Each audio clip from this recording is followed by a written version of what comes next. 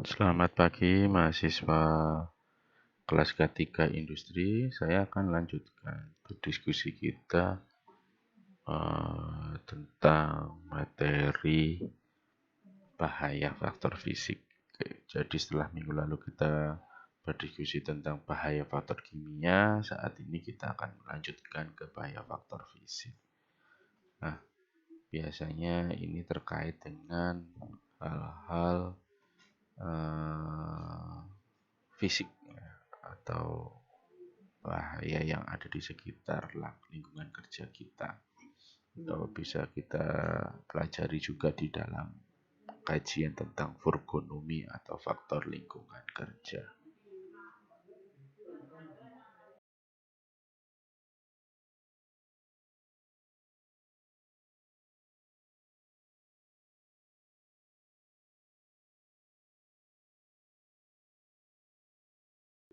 Jika kita bicara tentang faktor fisik di tempat kerja, kita akan berhubungan dengan beberapa istilah ya di dalam yang sehari-hari sebetulnya sudah sering kita ketahui ya.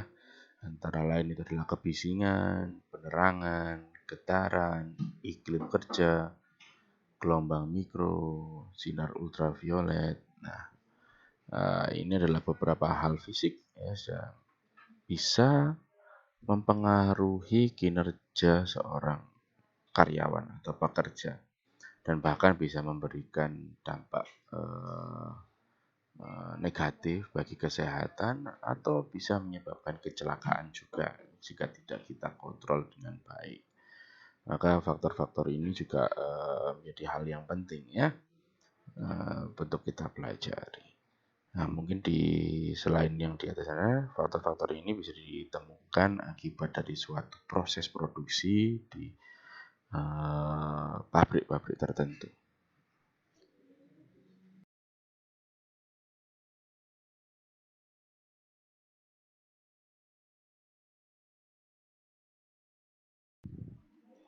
Oke, kita akan berbicara tentang kebisingan terlebih dahulu, atau kita bisa memberikan istilah noise. Nah, jadi ini adalah berkaitan dengan suara ya. Jadi kebisingan itu secara definisinya adalah suara-suara yang tidak dikehendaki bersumber dari alat-alat proses produksi atau alat-alat kerja yang pada tingkatan tertentu dapat menimbulkan gangguan pendengaran.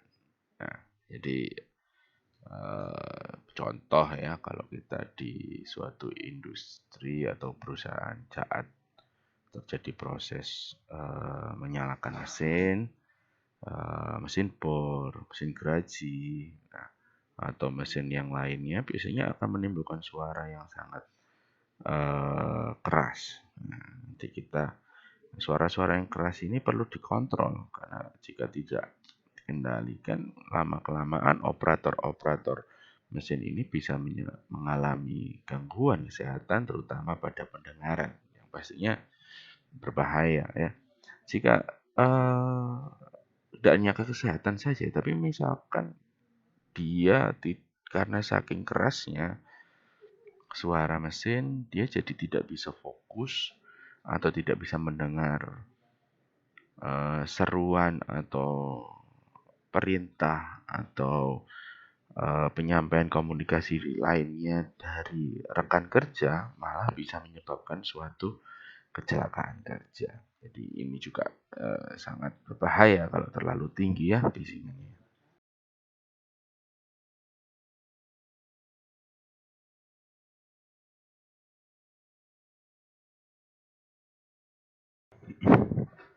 Oke, jadi suara yang keras atau berlebihan dan berkelanjutan secara dalam kurun waktu yang cukup panjang akan dapat menyebabkan kerusakan pada jaringan sensitif di telinga. Sehingga jika pada kondisi tertentu, bisa saja seorang karyawan mengalami kehilangan pendengaran, baik secara permanen maupun ada mungkin yang sementara ya. Nah, ini yang sangat berbahaya. Nah, kadang kita tidak memperdulikan hal ini ya, karena sudah terbiasa, lama-lama merasa tidak ada masalah, tetapi ternyata kita nggak sadar kalau sensitivitas dari pendengaran kita itu menurun dan itu disebabkan akibat gangguan saat kita bekerja. Nah, ada batasan paparan terhadap kebisingan, ya, itu untuk normalnya maksimal batasnya adalah 85 desibel secara terus-menerus selama 8 jam sehari. Jadi ini ada batasannya ya. Jika ada di atas itu maka mungkin pasti batasan waktunya akan turun ya. Jadi semakin tinggi juga pasti nggak boleh semakin lama ya ini. Jadi jangan sampai terjadi permasalahan di telinga kita akibat suatu proses kerja.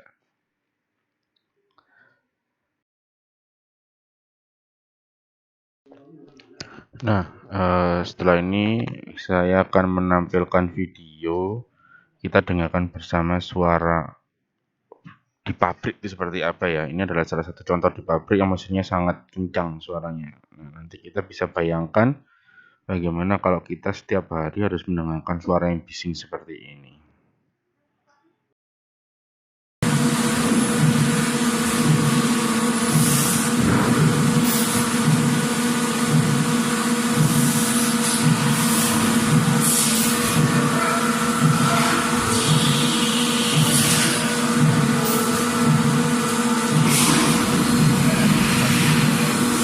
Ini suaranya sedikit terekam ya, karena memang pada waktu rekaman tidak sekencang tapi jika Anda dalam pabrik secara langsung pasti akan ada suara-suara seperti ini, dan ini harus kita perhatikan.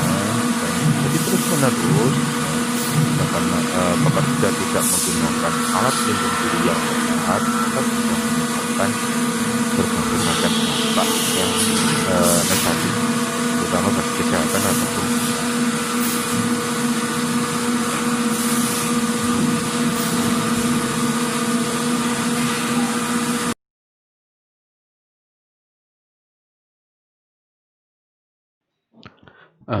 setelah kita melihat video tadi, kita bisa bayangkan ya seberapa keras dan bising sekali ya ternyata berada di tengah-tengah alat atau mesin di suatu pabrik. Nah, kebisingan ini secara umum bisa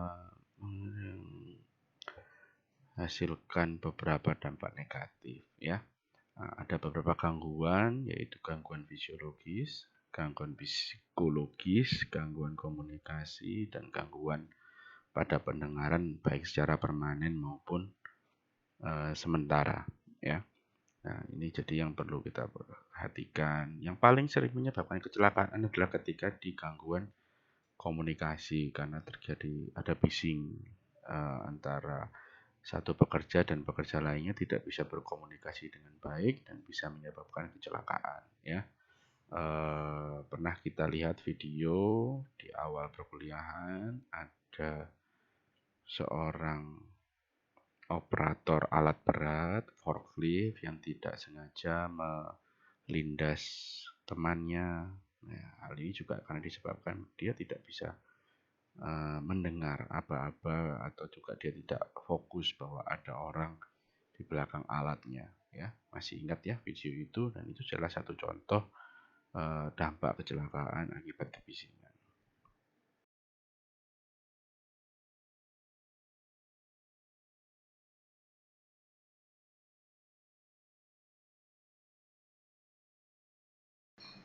Nah, selanjutnya kita bisa lihat pada tabel berikut.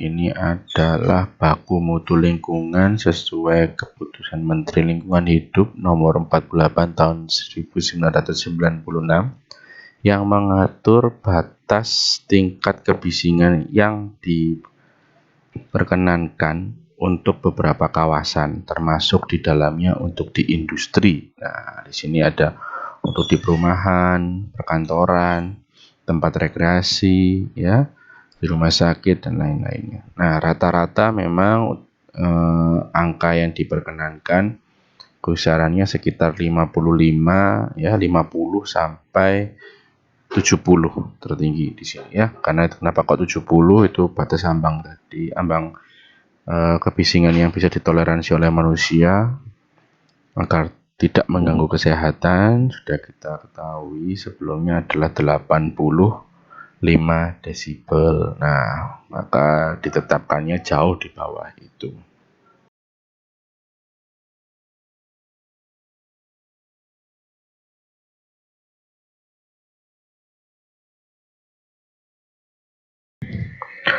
Selain berdasarkan keputusan Menteri Lingkungan Hidup, nah, untuk memberikan perlindungan terhadap tenaga kerja juga ada aturan sesuai Peraturan Menteri Tenaga Kerja Nomor 13 Tahun 2011. Nah, di sini ada pengaturan waktu pemaparan ya, atau waktu terekspos atau waktu pekerja dapat berada dalam kondisi dengan tingkat intensitas kebisingan tertentu sehingga mereka tetap terjaga kesehatan dan keselamatannya. Nah, di sini kita lihat bahwa jika intensitasnya 85 desibel, maka paling lambat, paling cepat, paling lama ya itu hanya bisa diperkenankan 8 jam ya, secara terus-menerus itu. Lalu jika semakin tinggi desibelnya, maka semakin rendah ya waktu yang diperkenankan untuk seorang pekerja berada dalam kondisi tersebut ya. Oke, jadi kalian bisa perhatikan di situ bahwa semakin tinggi tingkat intensitas kebisingannya, maka hanya semakin rendah lah ya waktu yang diperbolehkan seorang pekerja terpapar ya. Itu semakin bahkan dalam kondisi tertentu, contoh ini 139 desibel ya, hanya boleh 11 detik. Jadi nggak boleh lama-lama, karena kalau terlalu lama bisa menyebabkan kerusakan atau gangguan kesehatan dan keselamatan. Nah, ini adalah alat untuk mengetahui berapa angka intensitas kebisingan dalam satu tempat ya. Ada voice meter ini bisa untuk melihat kok ya berapa tingkat intensitas kebisingan dalam suatu area. Nah, ini perlu dimiliki untuk sebuah perusahaan untuk mengatur ya, mengatur agar pekerjanya tetap dalam kondisi yang aman seperti itu.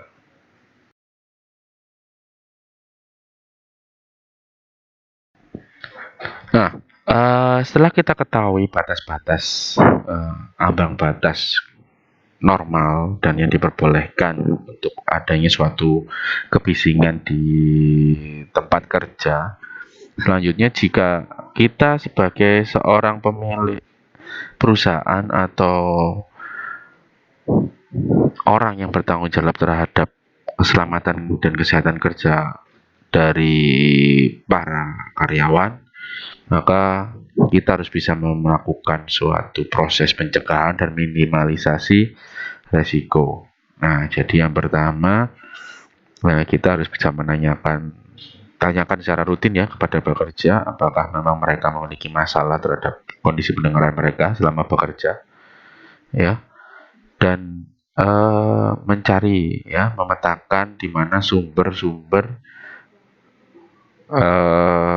kebisingan itu berasal dan dites menggunakan alat yang sebelumnya tadi sudah saya jelaskan, apakah ambang batas kondisinya masih terjaga ya. Jika mesin tersebut ternyata memberikan suatu kebisingan yang cukup tinggi, maka perlu ada suatu penanganan khusus nantinya. Ya, jadi paling gampang adalah untuk ngecek apakah aman atau tidak, ataukah sesuai dalam ambang batas atau tidak, itu melakukan rule of thumb sederhana, yaitu jika Anda melakukan percakapan sederhana dengan jarak yang normal antara satu pekerja dengan pekerja lainnya masih terdengar secara normal, maka itu masih bisa diterima. Tetapi jika sudah makin sulit untuk dilakukan percakapan tersebut, maka dapat diartikan bahwa tingkat kebisingan sudah di atas ambang batas.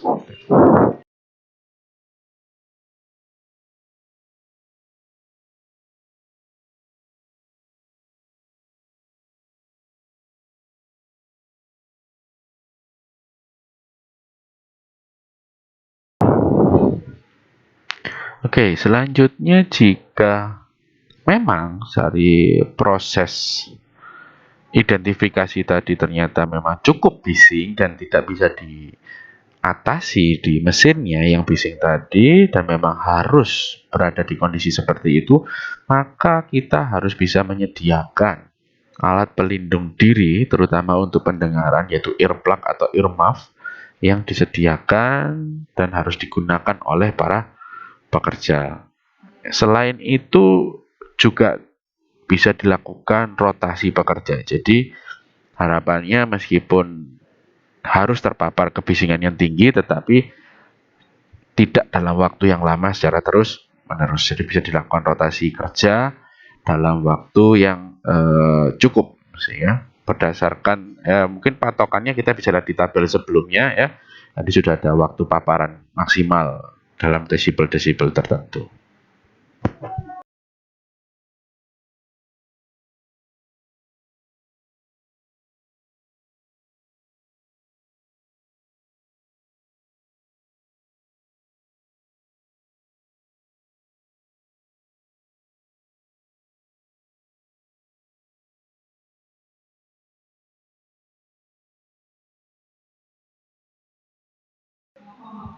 Nah, selanjutnya faktor yang kedua adalah penerangan. Nah, ini cukup penting ya, karena tanpa penerangan yang cukup kita tidak bisa bekerja dengan baik ya, karena nggak bisa ngelihat ya. Itu ini sangat penting sekali ya. Kalau intensitas cahaya dalam suatu tempat kerja itu tidak cukup, sangat berbahaya ya. Bisa kalau misalnya berkaitan dengan menggunakan alat-alat potong bisa salah potong, jika memang perlu presisi pekerjaan ya bisa tidak tepat pemasangannya. Nah ini selain bisa menyebabkan kecelakaan juga bisa menyebabkan adanya kerugian karena produk yang dihasilkan tidak presisi, tidak akurat ya. Jadi penerangan menjadi atau lampu ini juga menjadi hal yang penting untuk kita perhatikan. Gangguan yang bisa dihasilkan akibat tidak sesuainya kondisi penerangan ini bisa yang pertama pasti pada mata ya. Kalau gangguan kesehatan ini secara terus-menerus kita bekerja dalam kondisi yang tidak sesuai, maka bisa menyebabkan mata jadi rusak ya. Kondisi tidak sesuai ini bukan hanya terlalu gelap tetapi juga terlalu terang. Jadi kondisinya harus sesuai ya, tidak terlalu terang juga tidak terlalu gelap seperti itu. Nah, selanjutnya kita juga bisa berdampak pada punggung ya. Karena biasanya terdekat terlalu gelap biasanya pekerja akan cenderung membungkukkan dirinya untuk mendekatkan pada objek kerja. Nah, jika ini telah terjadi terus-menerus, ya, biasanya akan malah menyebabkan pekerja mengalami gangguan pada bagian tulang belakangnya.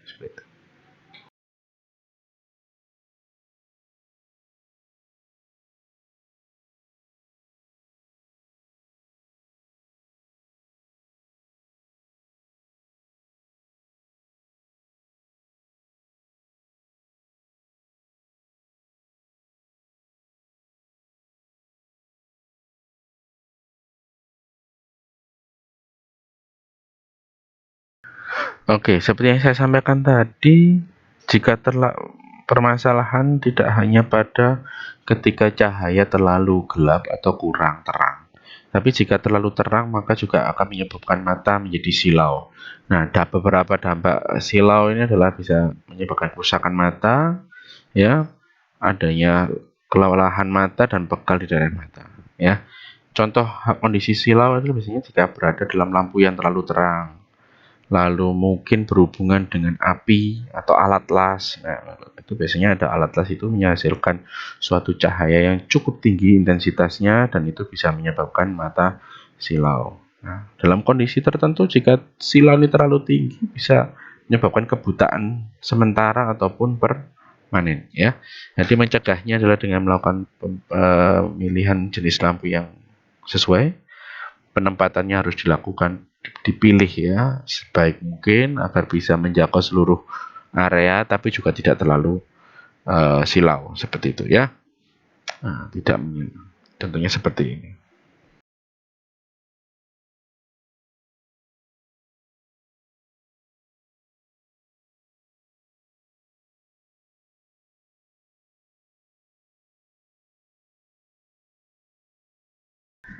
Nah, jika tadi kebisingan kita mengenal satuan desibel, maka kalau untuk cahaya satuan yang digunakan adalah lux ya. Nah, ini untuk menghitung luminance atau pencahayaan suatu lampu ya.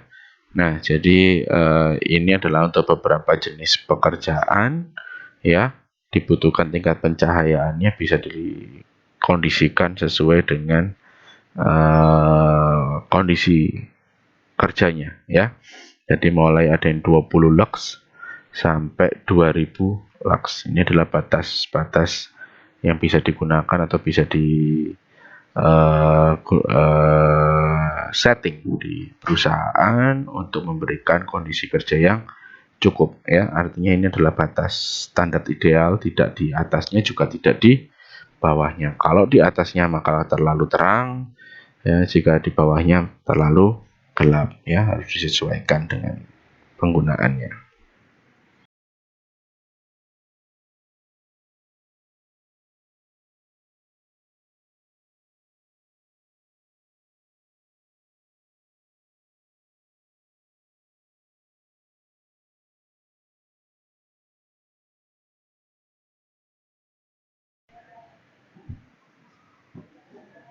Nah, ini adalah alat untuk kita bisa menghitung cahaya. Jadi ada light meter ini digunakan untuk menghitung atau menerah berapa cahaya yang ada di suatu ruangan atau dipancarkan oleh sebuah lampu. Nah, diharapkan tidak agar kita bisa mengontrol ya kondisinya, kita perlu bisa mengatur ini semua.